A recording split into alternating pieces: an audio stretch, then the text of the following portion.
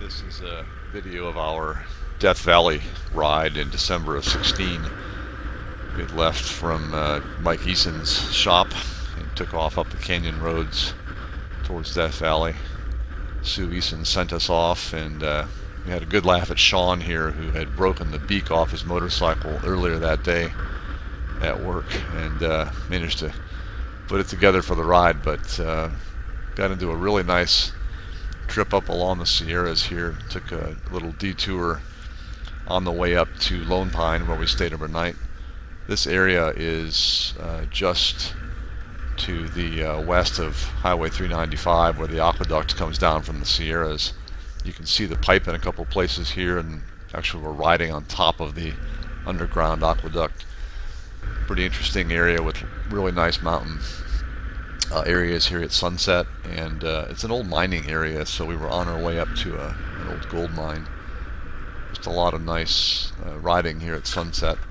There's a lot of abandoned equipment and shacks here. There's some Joshua trees here on the right, and really nice mountain features back up into the Sierras as the sun was setting. So James was on street tires here, so James Blackwell was on the ride, Mike and Sean Eason, and I think Greg Stevens is here, and Dave Mushawek. Here's the gold mine. We did not go in this one, and then just took a look around at the equipment, came down the hill. You can see the beautiful sunset here. We stopped for a look for some pictures. Really nice on the way up to Lone Pine. This is an area that has, again, some shacks and old mining equipment and old vehicles laying around. It's kind of an interesting area, and probably a lot more to explore here. So we rode around a little bit here to just enjoy the scenery before we stopped up at Lone Pine to stay for the night. The picture there is of the Sierras the next morning.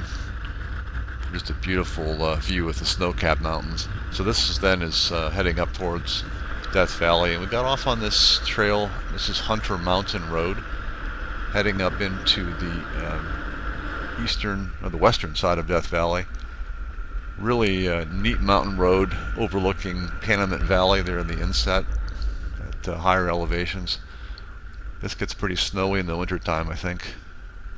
We came around the corner. There's some frost here. I was in the lead at this point, so some surprises with some snow and frost.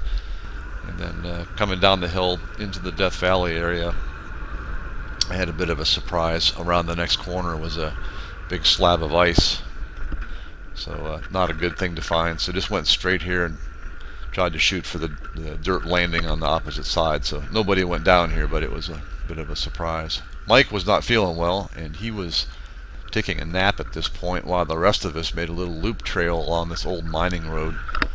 It's kind of a bumpy rock wash trail, but kind of technical fun riding. And then all of us took back off to head up towards Teakettle Junction, which is a meeting point in the western side of Death Valley. So it's pretty isolated in this area. Really beautiful rock formations you can see. As we got to Teakettle, here's the sign. It's tradition to hang a teakettle on the sign. Here's the group photo. We left Mike there and went to the racetrack where the rocks slide by themselves across the wet surface. Here's Mike resting as he was not feeling well. We came back to get him, and then made our way up this really nasty bumpy road to the crater. There's a volcano in Death Valley called Ubahibi Crater, and we took a look at that.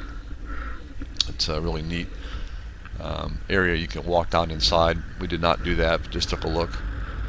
And we continued to make our way north at pretty high speed. We're going about 70 on this dirt road. Got up into the mountains then with some snow here, and after a couple breaks, we're on our way to Goldpoint, which is a really neat old mining community up on the north side of Death Valley.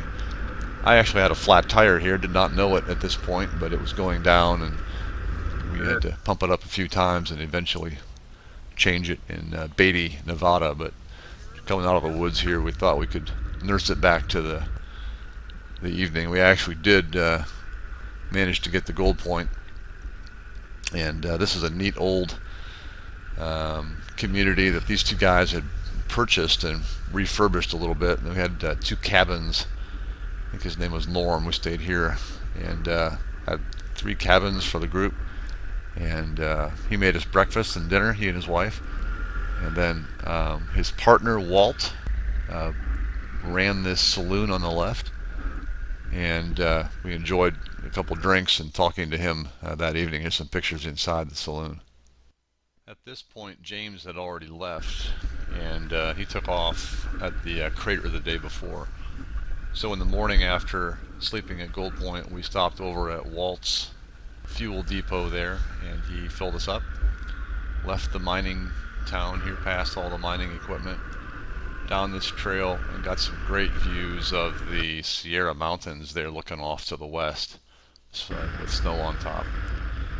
Then got down into a dry lake bed in this area along an old railroad tracks that had been removed, and came up upon a herd of wild donkeys up on the left side here. It's really cool to see these guys running.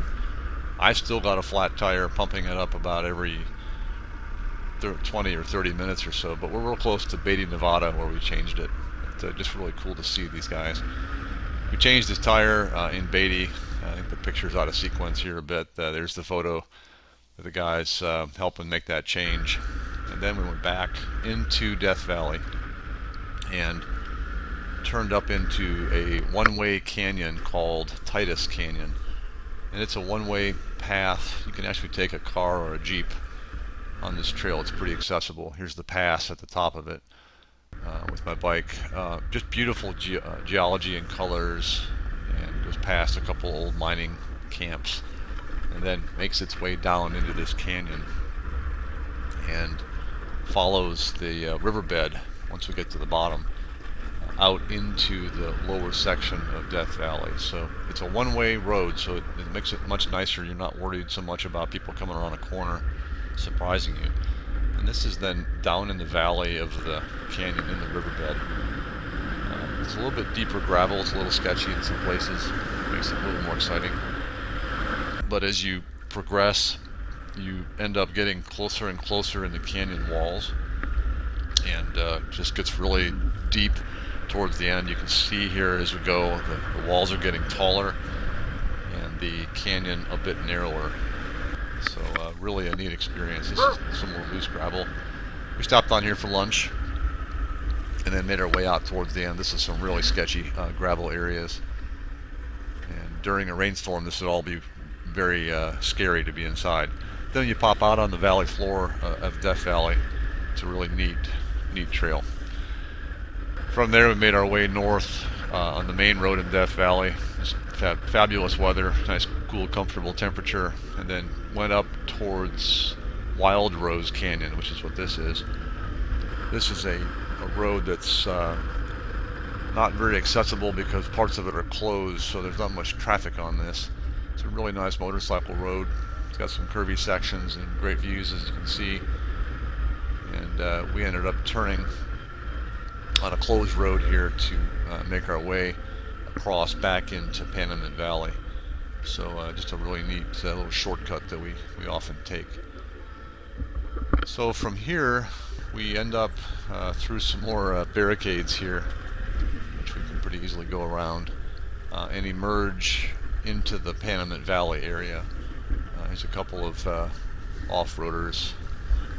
Chatted with those guys for a minute. Then this is towards Ballarat, another mining community. Real high-speed gravel roads. A lot of aircraft are out from the Navy flying around. This is one of the radar stations. We often see planes flying in this valley. And then we make our way up out of the valley towards Mojave. Saw some fabulous cloud formations here as we got back into the Mojave area. Just a great trip. Had a blast, and we'll go back.